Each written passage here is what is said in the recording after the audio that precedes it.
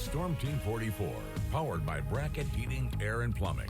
All right, good morning, everybody. Happy Tuesday. Waking up to clouds and fog this morning, but that's not really the main story. The main story is the heat, which is going to be cranking up again for this afternoon and into the next couple days. So enjoy the clouds, which will help to keep us maybe a little bit cooler for this morning before the sunshine comes back out later today, or later this morning, I should say, once the fog clears. But at least for the moment, it's pretty dense. Fog dense in Henderson, in Central City, and Morganfield, Henderson.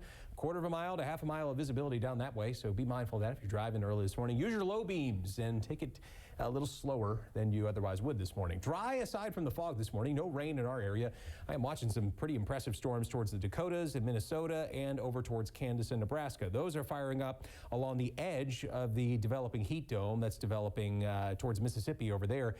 You've got what's called the ring of fire setup, where you have storms firing up along the edge of that heat dome. It's hot and humid everywhere, so storms are trying to form with the heat and humidity, but they have a hard time doing so closer to the heat dome where there's more sinking motion in the atmosphere. But along the edge, there's more upper level support for that. So we've got thunderstorms firing along the edge of the heat dome, but at home for the next couple of days, we're going to be more underneath the heat dome. So that means more heat and less in the way of storm coverage. So the heat risk for the next couple of days is going to be going up. For today and tomorrow, it's mostly moderate, but Thursday is where we kind of enter that major heat risk category. Same for Friday as well. I think Thursday and Friday will definitely be the hottest days that we have for the upcoming week. And what a major risk or major heat risk means is that there's a high risk of heat stress without proper rest and hydration. So please drink plenty of water, take frequent breaks from the sunshine during the hottest part of the day today, and important to remember, wear light colored clothing. Any kind of darker color can definitely add to that heat index, which is already going to be up there.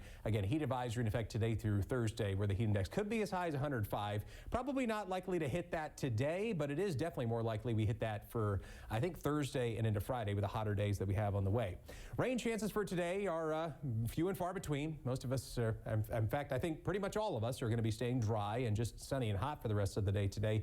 There might be a slightly better chance for a pop-up thunderstorm farther west tomorrow, but take that with a grain of salt. High-res models this time of year, they can often have a hard time pinpointing exactly where pop-up thunderstorms will be, just giving you a general picture of where of the rain chances for the day. But above all else, plan on staying hot and steamy for tomorrow as well as for Friday.